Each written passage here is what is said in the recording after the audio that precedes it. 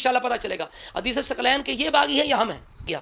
یہ 5 سوالات ہیں 5 تن پاک کی نسبت سے کاظمی سید کے خادم اہل سنت کے. انشاءاللہ تعالی اسد کا پنجا چاندہ جب یہ بندے میرے 5 سوالوں کے جواب دیں گے تو انشاءاللہ تعالی ان کے بھی 14 طبق روشن ہوں گے. بسم اللہ الرحمن الرحیم. یا ایھا الذین آمنوا اطیعوا اللہ واطیعوا الرسول واولی الامر منکم صدق اللہ العظیم. اہل سنت کا ہے بیڑا پار صحاب حضور، نجم ہے اور ناؤ ہے اطرت رسول اللہ کی.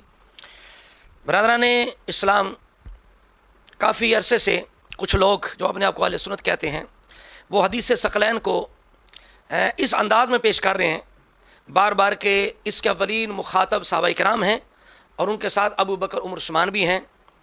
تو لہٰذا یہ لوگ جو ہیں اہل سنت یعنی ہمیں کہتے ہیں کہ یہ اس حدیث مبارکہ کو چھپاتے ہیں، اس پر عمل نہیں کرتے، معاذ اللہ اس طرح کی تہمت اہل سنت و جماعت پہ لگاتے ہیں، جبکہ یہ بالکل سراسر بہتان ہے، تہمت ہے. چونکہ جبکہ الحمدللہ اہل سنت و جماعت اپنے اصول کی روشنی میں سب سے پہلے قرآن مجید کی پیروی کرتے ہیں، پھر سنت رسول کی پیروی کرتے ہیں، اس کے بعد آل و صحاب کی بھی پیروی کرتے ہیں، بلکہ ہر ولی کی پیروی کرنا ضروری جانتے ہیں.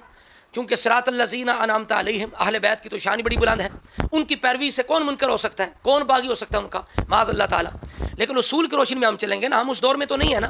ہم تک جو روایتیں پہنچی ہیں وہ اسناد کے ذریعے سے پہنچی ہیں، تو لہٰذا اسناد کے حوالے سے، قوت اور ضعف کے حوالے سے ان کے جو درجے ہیں ان کے مطابق حدیثوں کو لیا جاتا ہے، ان کو قرآن اور سنت مشہورہ اور اجماع اور اصول اہل سنت کے جو ہیں ان کی روشنی میں ان کو رکھا جاتا ہے.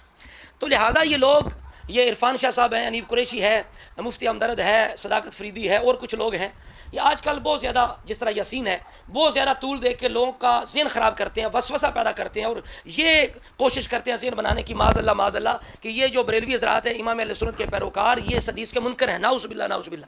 ھذا بہتان عظیم لعنۃ اللہ علی الکاذبین. ترمذی میں موجود ہے کہ میرے صحابہ، میں تم میں 2 چیزیں ایسی جو ثقل ہیں، وزن ہے بہت، تم میں چھوڑ کے جا رہا ہوں. آج کل لوگ ظلم پہ آئے ہوئے ہیں اور ڈٹے ہوئے ہیں. میں ان سے پوچھتا ہوں کہ آپ تو یہ سوچ رہے ہو کہ آل گمراہ ہو سکتی ہے، صحابہ نہیں ہو سکتے. میں نے کہا حضور نے یہ جو فی کم فرمایا کہ تم میں چھوڑ کر جا رہا ہوں، تو یہ کون تھے جن میں حضور چھوڑ کر گئے؟ اس کی وجہ یہ ہے کہ میرے نبی نے صحابہ سے خطاب کرتے ہوئے فرمایا، اے میرے صحابیو، انی ترکت فیکم ما ان تمسکتم بہ لم تضلوا بعدی ابدا، احدہما کتاب اللہ. میرے نبی نے فرمایا، او میرے یارو، میں تمہارے بیچ میں 2 بڑی بھاری چیزیں چھوڑ کے جا رہا ہوں. ایک، لیکن بندہ نے چیز حیران ہے کہ یہ کیا چاہتے ہیں، کیونکہ جو کھلے رافضی ہیں وہ تو اس حدیث مبارکہ کو پیش کر کے، وہ تو اس روایت کو پیش کر کے ابو بکر عمر عثمان رضی اللہ تعالیٰ عنہ کی خلافت کا انکار کرنا چاہتے ہیں. لوگوں کے ذہن میں یہ ڈالتے ہیں کہ بھئی دیکھو رسول اللہ یہ فرما گئے تھے کہ قرآن اہل بیت کی پیروی کرنا، جبکہ صحابہ نے اس پر عمل ہی نہیں کیا، انہوں نے علی مرتضیٰ کی بجائے ابو بکر عمر عثمان کو جناب خلیفہ بنا دیا. تو اب ہمیں نہیں سمجھ آ رہی کہ یہ کیا چاہتے ہیں. بھائی یہ بار بار ٹائٹل دے کے کہ ابو بکر عمر عثمان بھی اس حدیث پاک کے مخاطب تھے، چاہتے کیا ہیں؟ یعنی جس انداز میں اس روایت کو پیش کر رہے ہیں وہ ہماری سمجھ سے بالاتر ہے. تو بندہ چیز جو ہے وہ ایک کاظمی سید اور اہل سنت کے خادم ہونے کے حوالے سے میں 5 سوالات 5 تن پاک کی نسبت سے کروں گا. انشاءاللہ جب یہ جواب دیں گے تو ان کے 14 طبق روشن ہوں گے، پتہ چلے گا کہ اس حدیث کا صحیح مفہوم کیا ہے، اور صحابہ نے عمل کیا یا نہیں، اہل سنت نے عمل کیا یا نہیں، اور یہ باغی ہیں اس حدیث کے یا ہم باغی ہیں. انشاءاللہ پتہ چلے گا حدیث ثقلین کے یہ باغی ہیں یا ہم ہیں.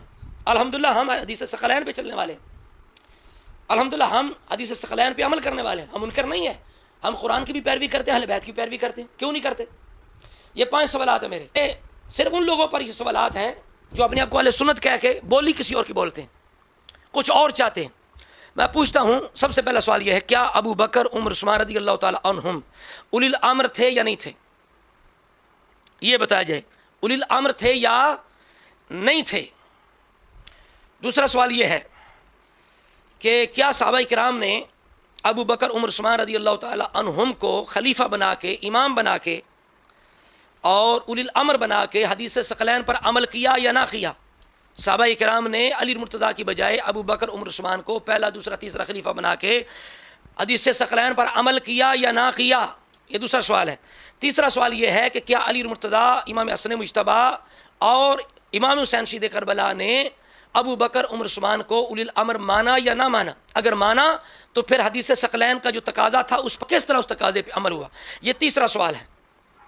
اور چوتھا سوال بندہ نشیز کا یہ ہے، کیا قرآن مجید کا جو عموم ہے کہ اولی الامر کی پیروی کرو، اس کے مخاطب یہ ہستیاں اہل بیت کے افراد ہیں یا نہیں ہیں؟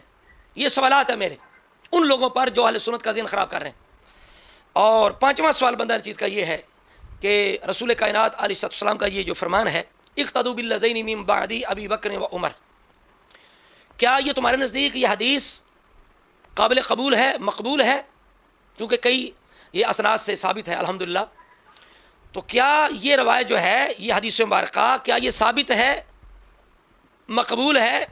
اگر ثابت مقبول ہے تو اقتدو کے اندر جو امر کا حکم ہے اس کے مخاطب اہل بیت پاک ہیں یا نہیں ہیں؟ علی المرتضیٰ ہیں یا نہیں ہیں؟ امام حسن مجتبیٰ ہیں یا نہیں ہیں؟ امام حسین شہید کربلا ہیں یا نہیں ہیں؟ اگر ہیں تو انہوں نے اس حدیث کے جو حکم ہے، عموم ہے، اس پر عمل کیا تو کس طرح کیا؟ یہ 5 سوالات ہیں پنج تن پاک کی نسبت سے قاظمی سید کے، خادم اہل سنت کے۔ انشاءاللہ تعالیٰ اسد کا پنجہ چانندہ جب یہ بندے میرے 5 سوالوں کے جواب دیں گے تو انشاءاللہ تعالیٰ ان کے بھی 14 طبق روشن ہوں گے اور اہل سنت و جماعت کے قلوب و اذہان انشاءاللہ تعالیٰ روشن ہوں گے۔